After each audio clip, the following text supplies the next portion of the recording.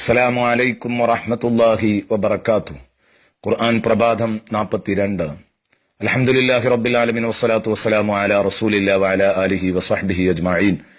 ബിസ്മില്ലാഹിർ റഹ്മാനിർ റഹീം.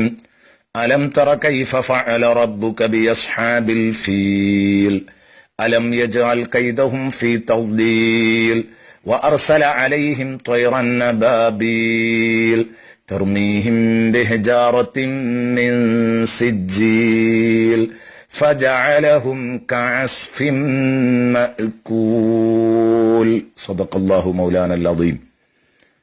പ്രിയപ്പെട്ട കൂട്ടുകാരെ, ഇന്ന് നാം ചർച്ച ചെയ്യുന്നത് സൂറത്തുൽ ഫീലാണ്. ഇന്ന് തുടങ്ങുകയാണ്. ഇതിന്റെ ചർച്ച അല്പം നീണ്ടുപോയാലും കുഴപ്പമില്ല എന്നാണ് ഞാൻ മനസ്സിലാക്കുന്നത്. കാരണം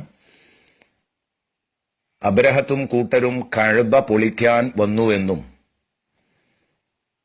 അവരെ അല്ലാഹു വളരെ മോശപ്പെട്ട വിധം നശിപ്പിച്ചു കളഞ്ഞു സൂറത്തുൽ ഫീലിന്റെ നേരെ അർത്ഥതലം അറിയുന്ന ഏതൊരാൾക്കും അറിയാവുന്ന കാര്യമാണ്. പക്ഷെ ആരാണ് ഈ അബ്രഹത്തെന്നോ എന്തിനാണ് അബ്രഹത്ത് കഅബ പൊളിക്കാൻ വന്നതെന്നോ ഒന്നും പലർക്കും അറിയില്ല എന്നുള്ളതാണ് സത്യം. ഇതറിയണമെങ്കിൽ വളരെ വിശദമായി ഈ ആനക്കലഹ സംഭവം പഠിക്കേണ്ടതുണ്ട്. അതുകൊണ്ട് ഈ അധ്യായത്തിൽ ഖുറൈശികൾക്ക് അല്ലാഹു ചെയ്തു കൊടുത്ത വലിയ ഒരു അനുഗ്രഹമാണ് അല്ലാഹു വിവരിക്കുന്നത്. ആനക്കാരുടെ ശല്യത്തെ തൊട്ട് അവരെ രക്ഷപ്പെടുത്തിയ അല്ലാഹുവിന്റെ കഅബാലയം, അവരാദരിക്കുന്ന ഭവനത്തെ അല്ലാഹു തആല സംരക്ഷിച്ച കഥയാ പറയുന്നത്. ആനക്കാര് പരിശുദ്ധ കഅബാലയം പൊളിക്കാൻ ഉദ്ദേശിച്ചു, അഥവാ അബ്രഹത്തും കൂട്ടരും. ഈ ഭൂമിയിൽ നിന്ന് തന്നെ ഈ പരിശുദ്ധ കഅബാലയത്തെ തുടച്ച് നീക്കാനാണ് അവരുടെ തീരുമാനം. അപ്പോൾ അല്ലാഹു റബ്ബുൽ ഇസ്സത്ത് അവരെ നശിപ്പിക്കുകയും അവരുടെ പദ്ധതി പൂർണ്ണമായി പരാജയപ്പെടുത്തുകയും മോശപ്പെട്ട വിധം അവരെ പരാജയപ്പെടുത്തുകയും ചെയ്യുകയാണ്. സത്യത്തിൽ ആരായിരുന്നു അബ്രഹത്തും കൂട്ടരും? ചരിത്രങ്ങൾ എഴുതുന്നത് കാണാം, കാനു ഖൗമൻ നസാറ, അവർ നസാറാക്കളായിരുന്നു. നബി സല്ലല്ലാഹു അലൈഹി വസല്ലം ജനിക്കുന്നത് ഈ ആനക്കലഹ സംഭവം നടന്ന വർഷത്തിലാണ്. എന്ന് പറഞ്ഞാൽ ഇത് നടക്കുമ്പോൾ മുത്തുനബി ജനിക്കുക പോലും ചെയ്തിട്ടില്ല. അന്ന് ഈസാ നബി അലൈഹിസ്സലാമിനെ കൊണ്ട് വിശ്വസിക്കുന്നവരാണല്ലോ അഹ്ലുൽ ഈമാൻ, ഈമാനിന്റെ അഹ്ലുകാർ എന്ന് പറയാൻ പറ്റിയത്. ഖുറൈശികളാണെങ്കിലോ ഈ പരിശുദ്ധ കഅബാലയത്തിൽ ധാരാളം വിഗ്രഹങ്ങളെ വെച്ച് വിഗ്രഹ പൂജ നടത്തിക്കൊണ്ടിരിക്കുകയാണ്. എന്നിട്ടും അല്ലാഹു കഅബാലയത്തെ രക്ഷിക്കുകയും അവരെ പരാജയപ്പെടുത്തുകയും ചെയ്തു എങ്കിൽ അതിന്റെ അർത്ഥം എന്താണ്? ശത്രുക്കളെ പരാജയപ്പെടുത്തി കഅബാലയത്തെ ഖുറൈശികൾക്ക് അനുകൂലമായി സംരക്ഷിച്ചു എന്ന് പറഞ്ഞതിന്റെ അർത്ഥം എന്താണ്? ഈ പരിശുദ്ധ കഅബാലയത്തിൽ ഇടക്ക് വിഗ്രഹാരാധന വന്നു കയറിയാലും മുമ്പുള്ള അവസ്ഥയിലേക്ക് പരിശുദ്ധ കഅബാലയത്തെ തിരിച്ചു കൊണ്ടുപോകാൻ പറ്റിയ ഒരു വലിയ വെളിച്ചം ഇതാ ഇവിടെ ഉദയം ചെയ്യാൻ പോകുന്നുണ്ട്. അതാണ് മുത്തു റസൂലുള്ളാഹി സ്വല്ലല്ലാഹു അലൈഹി വസല്ലമ തങ്ങളുടെ ജനനം. അതിലേക്കുള്ള ഒരു ശുഭ സൂചനയാണ് ഇങ്ങനെ ഒരു മഹത്തായ വിജയം ഇവർക്ക് നൽകിയിരിക്കുന്നത്. മാത്രവുമല്ല, ഈമാനിന്റെ അഹ്ലുകാരാണെന്ന് പറഞ്ഞാലും അല്ലാഹു ആദരിച്ച ഒരു മഹത്തായ സ്ഥാപനത്തെ ഒരാളും നിന്ദിക്കാൻ പാടില്ല.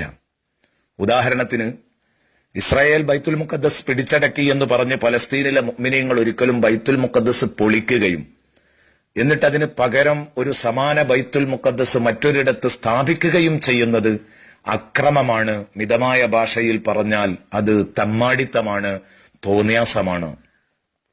ഈ ഒരു ശ്രമമാണ് യഥാർത്ഥത്തിൽ അബ്രഹത്തും കൂട്ടരും നടത്തിയത്.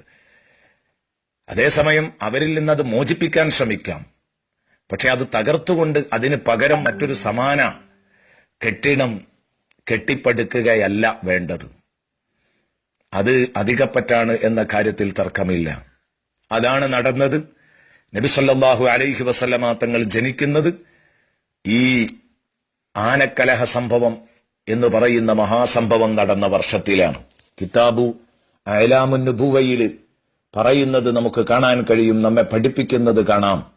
സയ്യിദുനാ റസൂലുള്ളാഹി സ്വല്ലല്ലാഹു അലൈഹി വസല്ലം തങ്ങൾ ജനിച്ചത് യൗമൽ ഇസ്നൈനി സാനി അശർ മിൻ റബീഉൽ അവ്വൽ, റബീഉൽ അവ്വൽ 12 ഒരു തിങ്കളാഴ്ചയാണ്.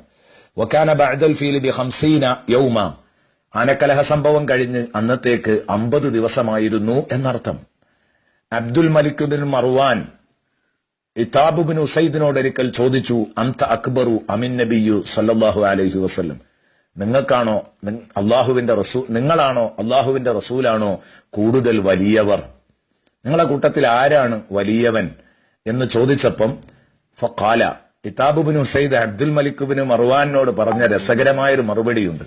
അന്നബിയ്യു സല്ലല്ലാഹു അലൈഹി വസല്ലം അക്ബറു മിന്നി വ അന അസന്നു മിൻഹു, നബി സല്ലല്ലാഹു അലൈഹി വസല്ലമ തങ്ങൾ എന്നേക്കാൾ വലിയത് നബിയാണ്, പക്ഷേ വ അന അസന്നു മിൻഹു, നബിതങ്ങളെക്കാൾ വയസ്സ് കൂടുതൽ എനിക്കാണ് എന്ന് പറഞ്ഞാൽ വയസ്സിൽ ഞാനാണ് മൂത്തത്, പക്ഷേ സ്ഥാനം കൊണ്ട് വലിയത് മുത്തുനബിയാണ്. അപ്പൊ എന്നേക്കാൾ വലുത് നബിയാണ്, ഞാനാണ് നബിയേക്കാൾ മൂത്തത്. നബി സല്ലല്ലാഹു അലൈഹി വസല്ലമ തങ്ങൾ ജനിക്കുന്നത് ആനക്കലഹ സംഭവം നടക്കുന്ന ആ വർഷത്തിലാണ്. ഞാനോ വ അന അദ്റക്തു സായിസഹു വ ഖായിദഹു അഅ്മയൈനി മുഖഅദൈനി യസ്തതുഇമാനി നാസ്, അന്ന് കഅബാലയത്തിലേക്ക് ആനപ്പട നയിച്ച, പ്രത്യേകിച്ച് ആ മഹ്മൂദ് ആന എന്ന് പറയുന്ന ഒരു ആന ഉണ്ടായിരുന്നു, പ്രധാന മുന്നിലുണ്ടായിരുന്ന ആന. ആ ആനയുടെ പാപ്പാനെയും അതിനെ പിറകിൽ നിന്ന് തൊളിച്ചു കൊടുക്കുന്നയാളെയുമൊക്കെ ഞാൻ വഴിയിലിരുന്ന് കണ്ണില്ലാതെ യാചിക്കുന്നത്, ഭക്ഷണത്തിന് യാചിക്കുന്നത് പോലും ഞാൻ കണ്ടിട്ടുണ്ട് എന്ന് പറഞ്ഞാൽ ആ സംഭവം കണ്ടിട്ടുണ്ട്. ആ സംഭവത്തിന് ശേഷം പിന്നീട് ഇവർക്ക് അന്ന് തന്നെ അവർക്ക് കണ്ണിന്റെ കാഴ്ച നഷ്ടപ്പെട്ട് അവർ വഴിയിലിരുന്ന് എരന്ന കഥ, യാചിക്കുന്ന കഥ ഞാൻ ചുരുക്കി പറഞ്ഞാൽ അതിന്റെ ആശയം, ഞാൻ ആമുൽ ഫീൽ കണ്ടയാളാണ്. അന്ന് എനിക്ക് ആ ഒരു തിരിച്ചറിവോടുകൂടെ ഒരു 6, 7, 8 ഒക്കെ വയസ്സ് ഒരു പക്ഷേ പ്രായം ഉണ്ടാവും. അപ്പൊ അത്രയും വയസ്സ് എനിക്ക് കൂടുതലാണ് സയ്യിദുനാ റസൂലുള്ളാഹി സ്വല്ലല്ലാഹു അലൈഹി വസല്ലമ തങ്ങളുമായി എന്നർത്ഥം. ഏതാവട്ടെ, ഇവിടെ ഈ അധ്യായം വിളിച്ചു പറയുന്ന ഒരു വലിയ സത്യം, ഖുറൈശികളെ, നിങ്ങളൊരു കാര്യം മനസ്സിലാക്കണം.